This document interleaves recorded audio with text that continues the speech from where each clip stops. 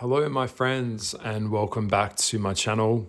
Thank you so much for joining me today for another amazing podcast coming straight from the heart chakra.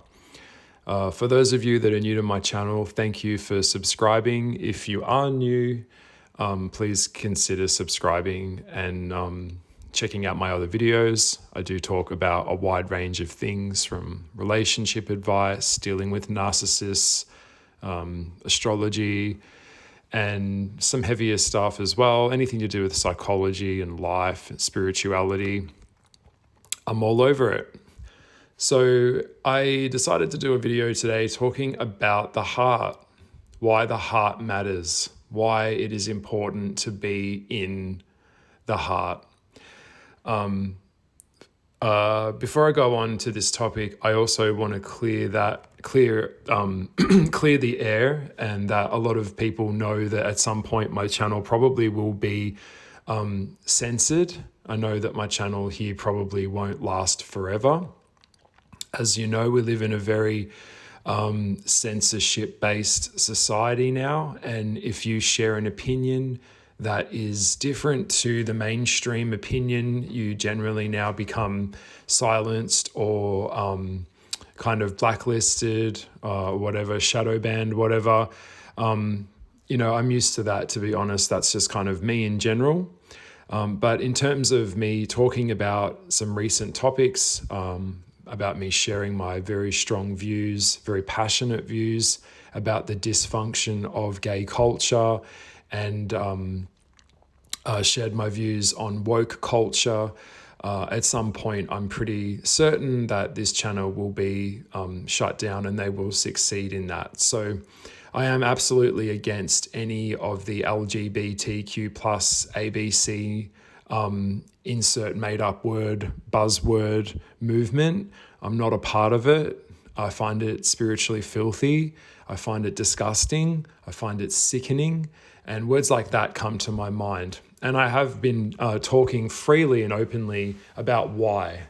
And if you want to have an open, logical, rational conversation with me about anything that I share in my podcasts, you're more than welcome to write into me. But if you're going to jump into some name calling, then I'm just like super boring, super weak, mild. I'm so not up for that.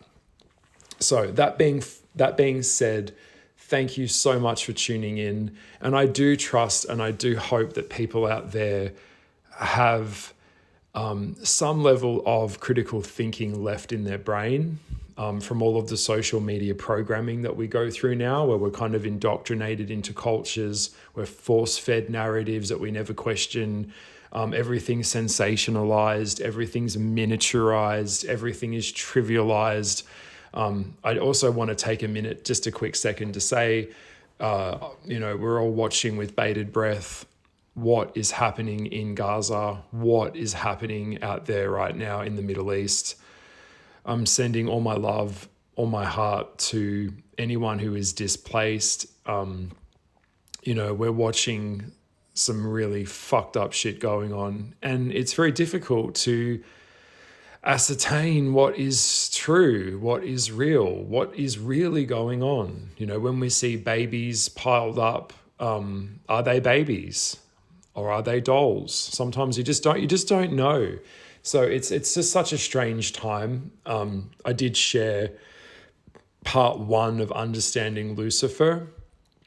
I will be coming back to continue that series when I'm in a state of mind that's ready to tackle some more of the heavy topics that come with that topic as well. But for the sake of this video today, let's get on with the heart. Why the fuck does the heart matter?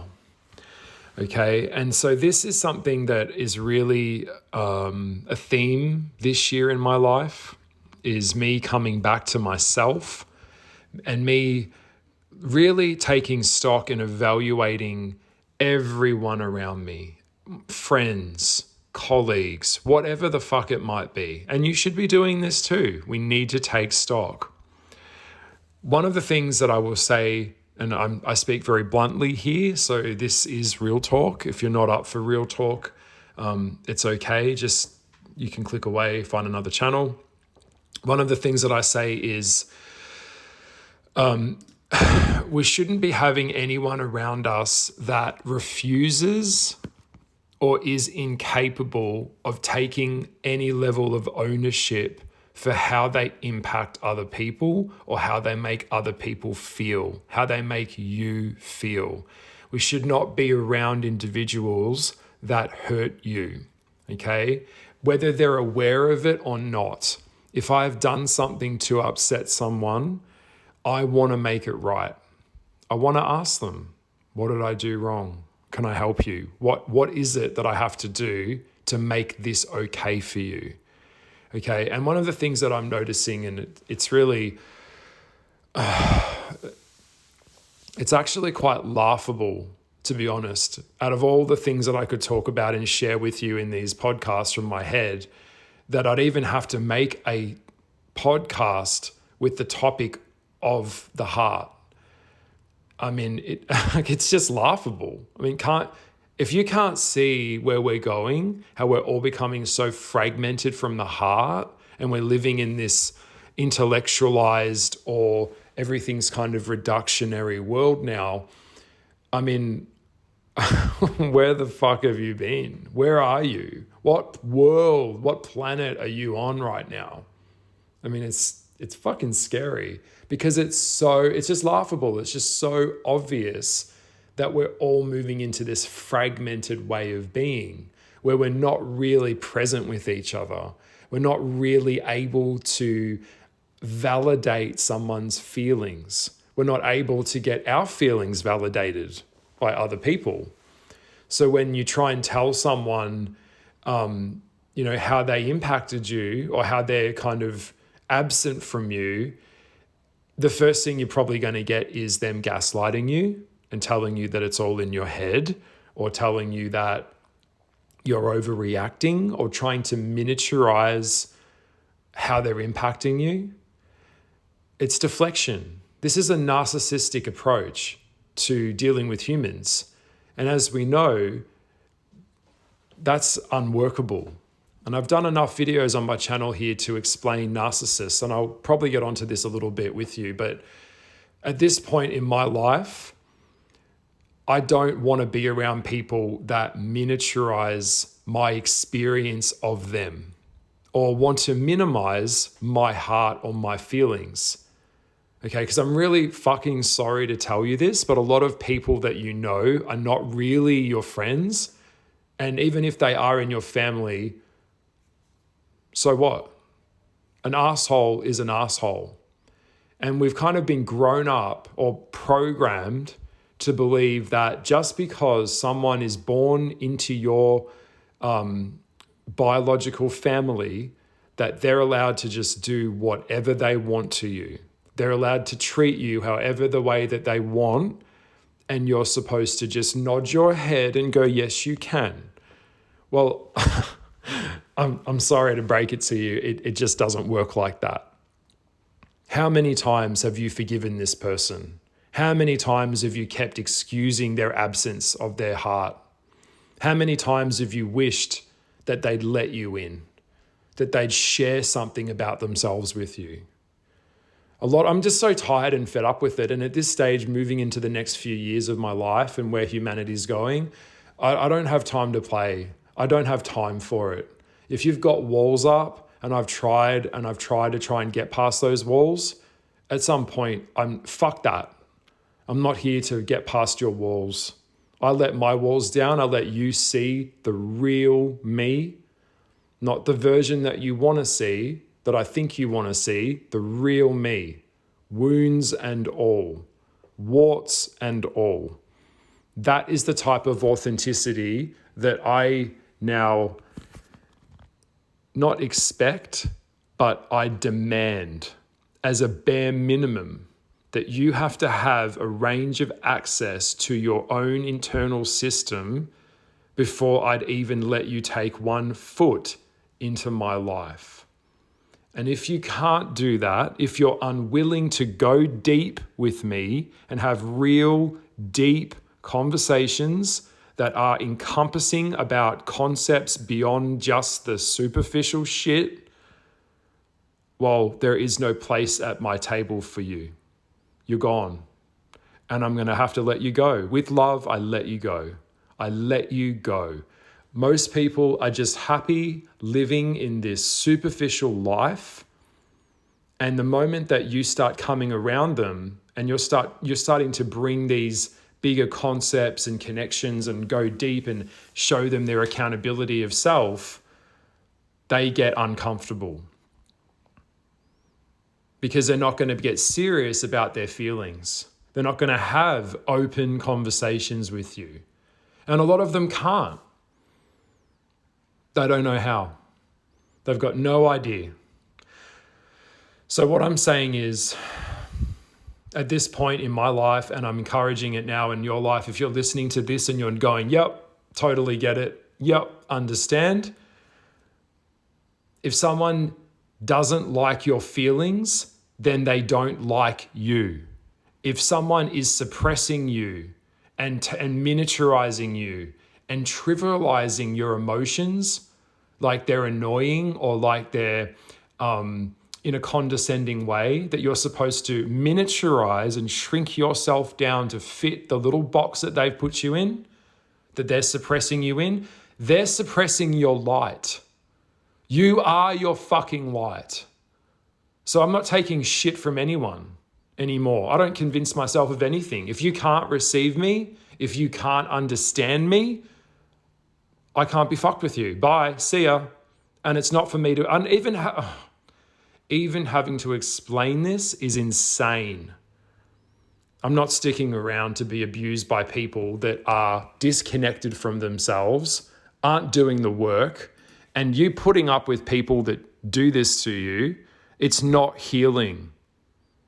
It's abuse. It's just self-abuse. One of the things that I'm going to share I've learned, this is coming from the occult world and the spiritual, my heart as well, really deep now. This is hard to hear. I always come back to a saying which I heard a long time ago, and I don't know if you know who said it, please leave a comment below. If there never was acceptance, there never was love. Okay, if there never was acceptance, there never was love. So let's unpack that statement because it really is it's a great one.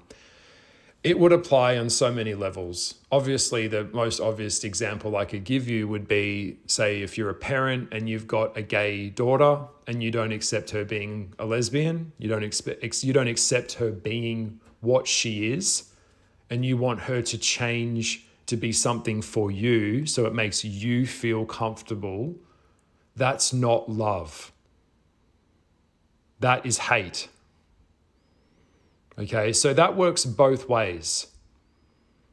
Now, I did do a podcast a few months ago called Eagles and Pigeons. If you are a pigeon, and if your ability and your talent and your mental bandwidth is really, really low, then that's not for me to fix. I just accept that you're a fucking pigeon. And I don't surround myself with people that can't encompass me. Because part of evolution and expansion on a spiritual level is when you start bossing up, leveling the fuck up, people are either going to they've got two choices. One, they're going to recognize that, support you, and start expanding themselves because they fucking already should be. Or two, they're going to try and hinder you, suppress you, deny you, disown you of your power and pull you. No, won't go deep. No, you can't do that. No, you can't go there. Who do you think you are? Trying to knock you off course. That's what a narcissist would do. Underplaying shit. I mean, I've got friends that I've known for a long time, long time. I worked on a book for 3 years. Some of them never even asked me what that book was even about. I mean, come on. Okay, their version of what they accept as a deep, real, active connection to me is toilet paper. It's nothing. All right. So when it comes to matters of the heart, that's what we're really here for. We're not here for you to go and get some doctorate degree in science and all of this communication and get something that looks good on paper that makes you appear smart, because you can regurgitate information back that someone told you and then you get to pass. The real value of a person and their ability is not their intellectual connection, although that is very, very important, because for me, I'm an intellectual, and I value other intellectuals too. It's the emotional component that we're here for. That's the glue that holds us together. Okay? If they're not emotionally connected to themselves and they're not doing the work to repair that, you get away from them. Back to the saying, if there never was acceptance, there never was love. If they could never truly see you, feel you, hear you, understand you, well, then what the fuck are you doing? What the in hell are you doing with this person? You've outgrown them. There's two options in this life, grow or die. You're either in a state of movement, a state of play, a state of expansion, and expansion is painful. Expansion requires trauma to expand. It's not easy. But the opposite of that is not growing, which is atrophication. If I laid in bed all day and didn't move, my legs would start to atrophy. The muscle in my legs would atrophy. It's no different to anything else. Okay? Emotional connections are the key that hold us together. Unemotional connections are the things that disempower us, that destroy the aspects of the relationships that we're here for. So if you're around people that don't place importance in emotions, there will be a huge price to pay. Emotional deprivation is very, very real. And for me, it's reached critical levels, particularly in the gay community, because it's all based on sexual connection first, no real value of emotional connection, and everyone's starving for connection, thinking they're trying to get a fuck, which is going to give them emotional connection, but it's not. Everyone's trying to fuck each other to get intimacy, but sex can't create intimacy. It can enhance intimacy, but it can't create it. So get around people that are actually active in their pursuit of emotional activation. A lot of people that I know that have gone to uni or they're lecturers or teachers, they're stone cold. Cold. We're talking Virgo cold. By the way, if you had a Virgo parent, you probably will need therapy, or a Capricorn parent probably will need therapy. I know I've said that a few times. I'll say it again. Certain star signs are more damaging than others, but the coldness of a Virgo parent can be quite damaging. I'm just throwing that in there, just in this podcast. We're not here to intellectualize life. I intellectualize the shit out of stuff. Because if I wasn't doing that, then I'd just be another wild horse. I'd be a wild animal that's just living from moment to moment. This all has to mean something. Life just can't be a series of events that I just go through. Life has to be of something of importance and significance.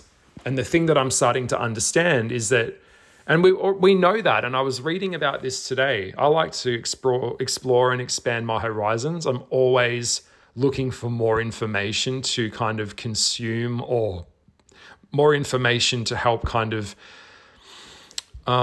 explain things that I feel. But I was actually researching today, and I will find something quite interesting, is that when someone's in emotional deprivation, it actually causes a level of brain development. Emotional experiences are necessary for our brain's development. So there's an extraordinary amount of research that's going into something called neuroplasticity. And this is how our brains basically are able to change and adjust every day to the things around it.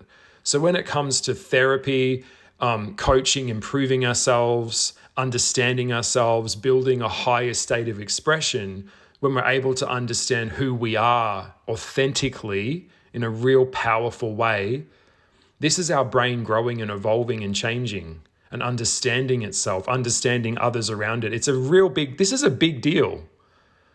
And when we're around people that are not in their emotional connections, for example, closeted men or people that are kind of compartmentalizing their life and are shutting out their emotions 20, 30, 40 years, this is something that can do some serious damage to someone. It's the emotions that bring us together. It's the feelings that bring us together. Emotion is what produces an internal completion mechanism within us, within our own understanding. So trivializing ourselves and commodifying ourselves into like dolls and having purely sexual relationships only and having a partner and having sex with other people, that's not connection. That's trauma bonding. It's just reduction. It's just using another person and discarding them. That's traumatizing people. That's crazy. And that's the problem. If everyone's operating from that level, we're in trouble. And it's happening for sure. If you can't see it or feel it, well, like I said, you will feel it through depression. You will feel it through anxieties. Okay? Emotional connection and emotional activation is a very important component to us. It's our ability to pursue life and move forward, to internalize our motivations. That's what we're here for. It all comes from emotion. That emotion can come from a darker place or a lighter place. It doesn't matter where it comes from, as long as it's channeled into something.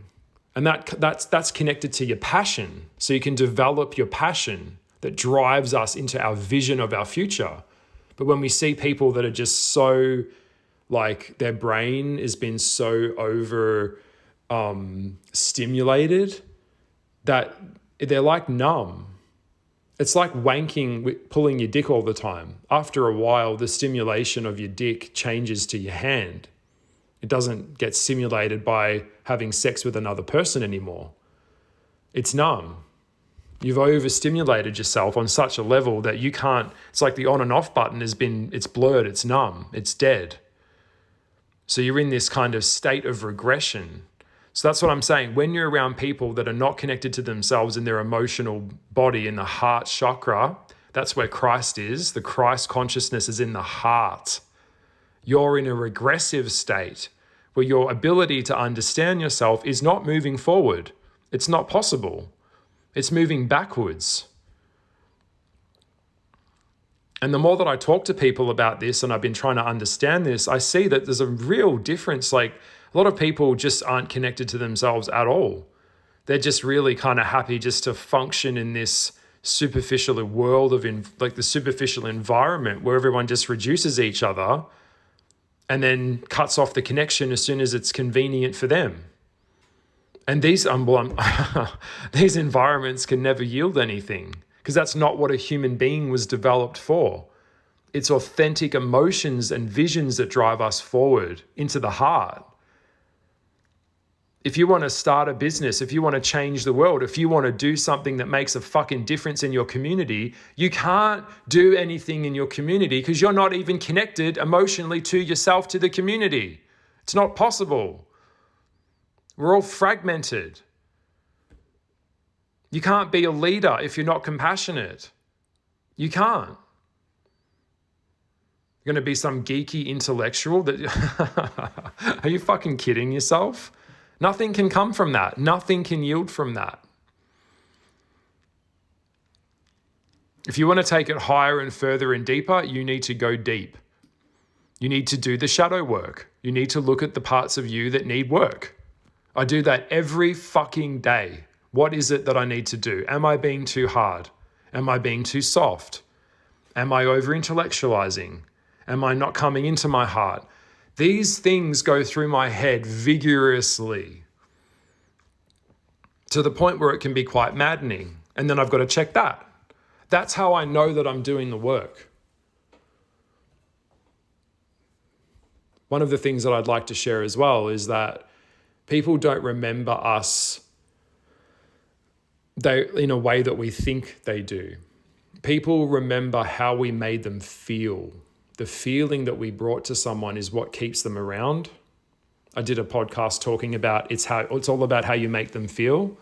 It's the feelings that they remember that brings the emotional importance of that relationship back to them. Okay? It really is. This is not rocket science. This is really straightforward stuff. So if you're around people that are emotionally closed, don't share anything with you, and when you talk to them, it's very robotic. What did you have for dinner? Where did you go? You'll notice that. One of the quickest ways to determine psychopathy, this might be hard to hear, and maybe it's triggering you now, is when someone doesn't pursue relationships. This is a very serious sign I'm just telling it to you now straight. There's something wrong with them. Something has happened. Something has gone wrong. They've gone through trauma, childhood trauma. Something's not right.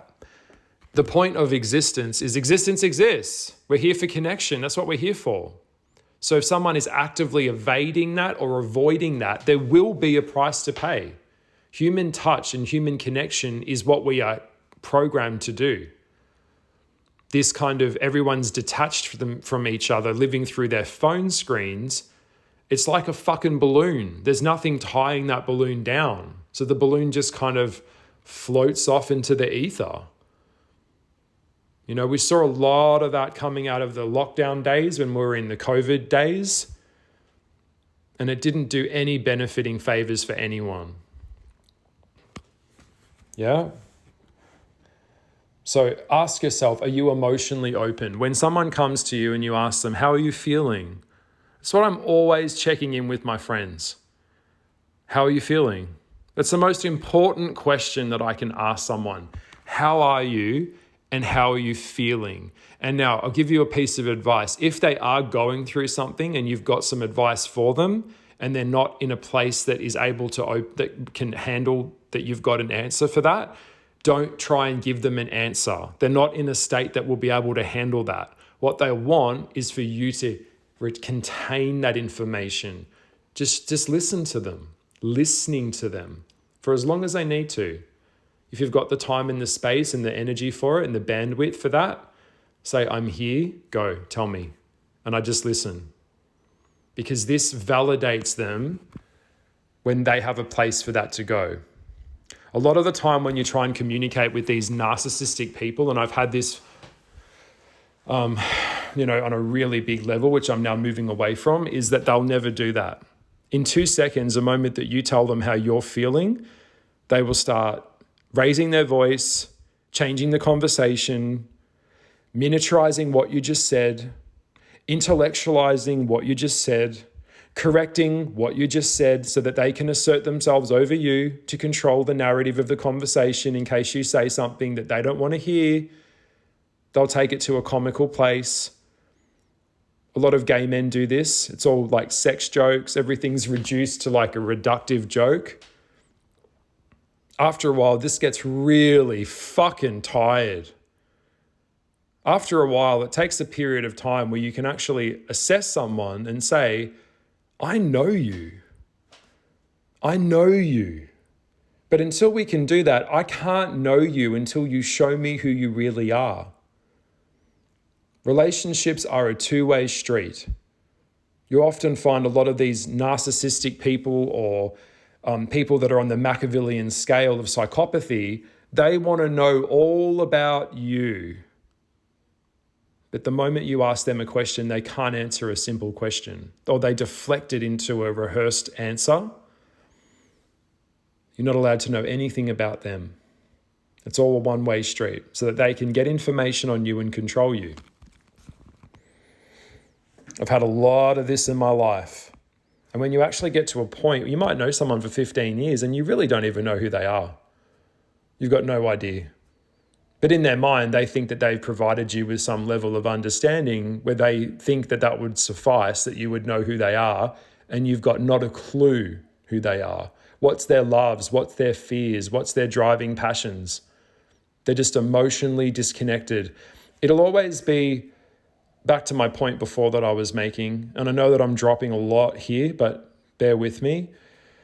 you'll often find a lot of these people describe things. When you ask them who they are, they'll tell you their salary, they'll tell you what car they drive, they'll tell you where they work, they'll tell you their job description, but they won't tell you anything beyond the physical of something that's on paper. Notice that. That's a very big red flag. For me, it starts coming up straight away. Okay, intellectualizing things and just trivializing things in the external world isn't showing me who you are. Another really interesting one I always have found interesting and is when someone hires an interior designer to come to their house. That's very strange to me. It often makes me feel a little bit, it's irky and weird, to be really quite frankly honest. And I've had friends that are interior designers, because what we've got really going on here is someone doesn't know who they are, so they want to pick a theme to express themselves through by employing someone else to do that on their behalf. This is the red flag that comes up for me with that. When you know who you are, you know what your style is.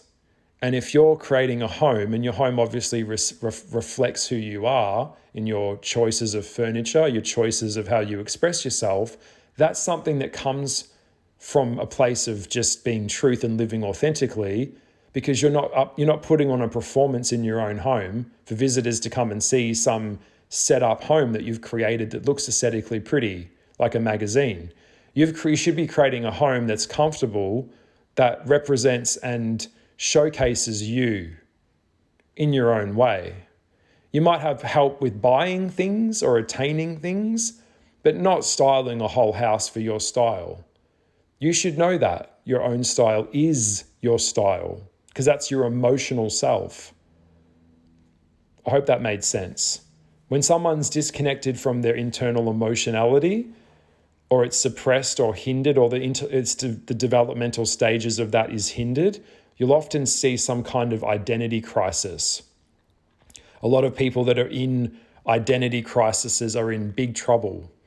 As I've mentioned before, identity is not something that we can just chop and change because we feel like it.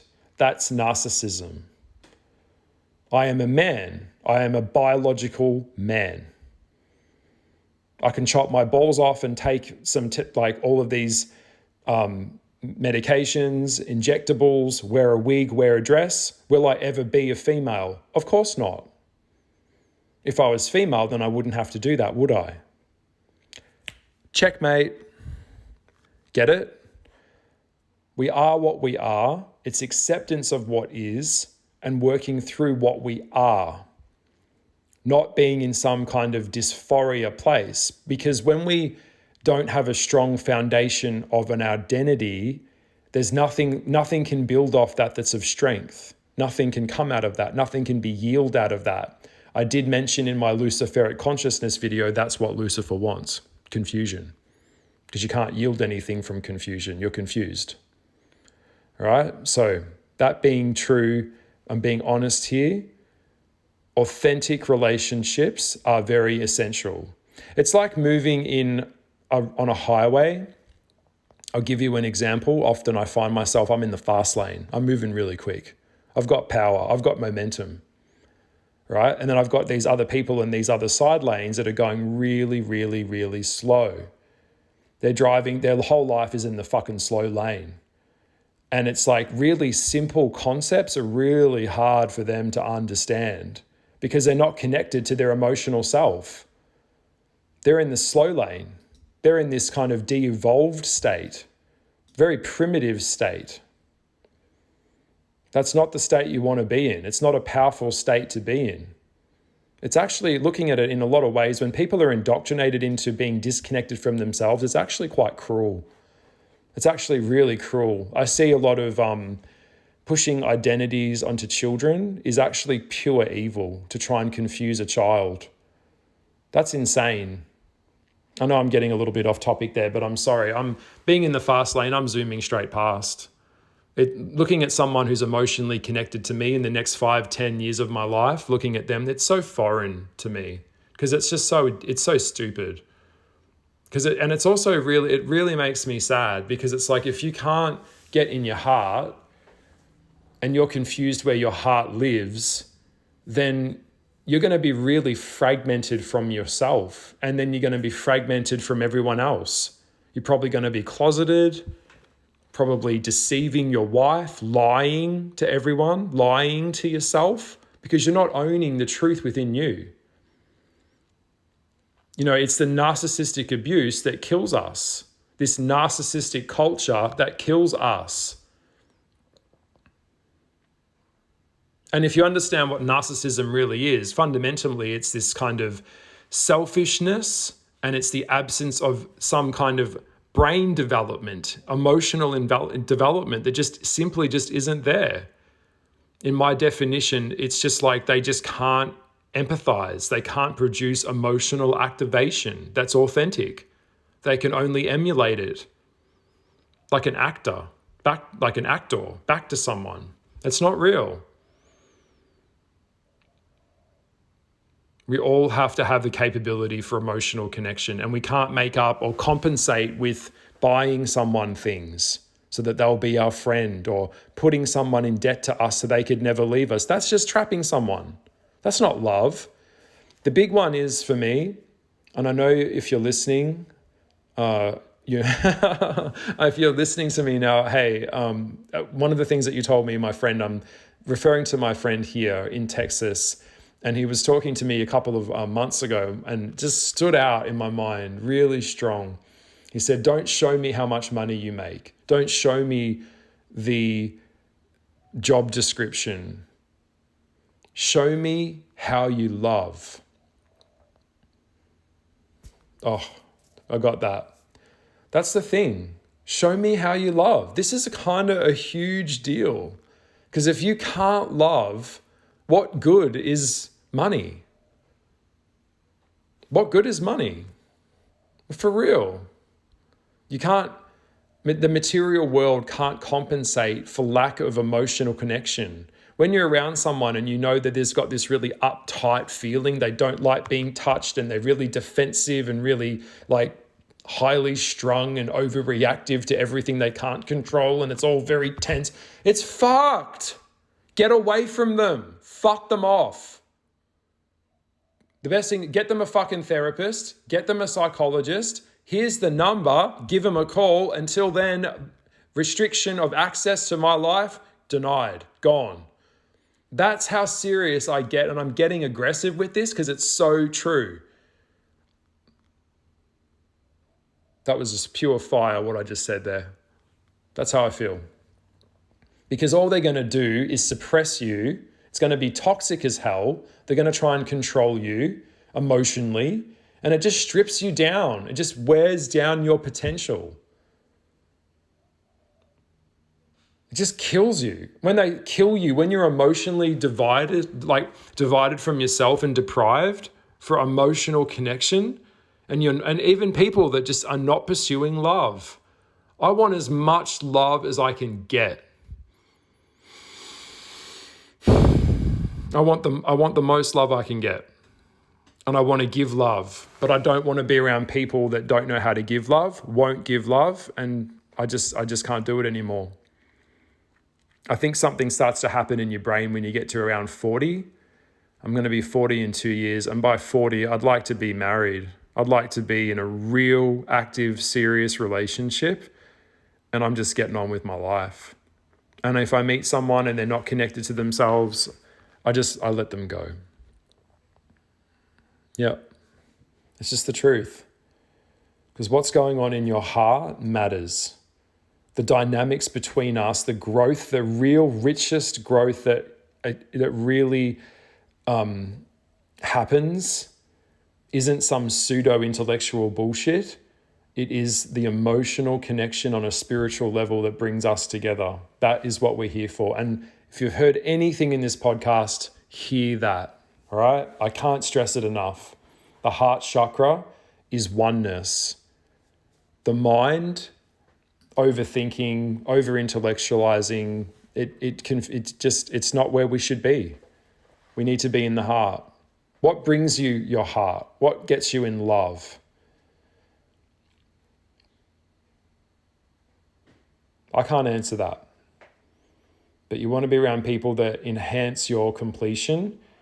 And it is completion. If you're not connected to yourself, then you're not completed. And you've got work to do. So we're not going to be here forever, all right? So you just got to kind of get on with it and do the work and be fully aware that not everyone is capable of love. It's a very chaotic world, but emotional activation is where we need to be. That's what we are here for. It's all that we're really here for. So at this point, a lot of very wealthy people that I've known over the years, they're super rich and they're super miserable. They're on their own. They come back to their home. They watch their TV. They don't have anyone there to share their life with. And they think that's completely acceptable. And also a lot of those types of people will actually actively encourage you to do exactly the same as them, one way or another. Misery loves company. And then the moment that you tell them that, they get mad because they see it as a power play because you think you're higher than me and blah, blah, blah. It's not about power play. It's not about power. It's about truth. You want to be a better part in the world, you have to connect. You've got to be the change. You've got to connect to yourself. That's how you're going to do it.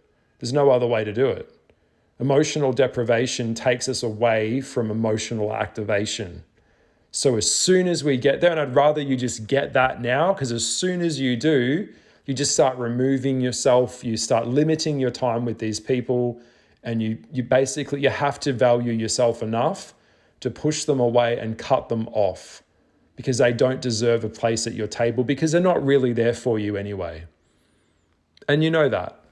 So on that note, this was my video, and I bring this video to you with the utmost and highest level of truth and love from my heart. Go back and re-listen to this podcast, because I feel like this has been one of the most important ones that I've ever done. And I've really tried to pull this from my heart, okay? Lots of love. Be well. And thank you for listening to me. I'm very humbled by anyone who takes the time. And know if you're out there in the world and you're different to this wokey mainstream agenda that is crippling us and silencing us, know that you're not alone. If you need a hand, take mine, because it's coming from truth. Okay, lots of love. Bye.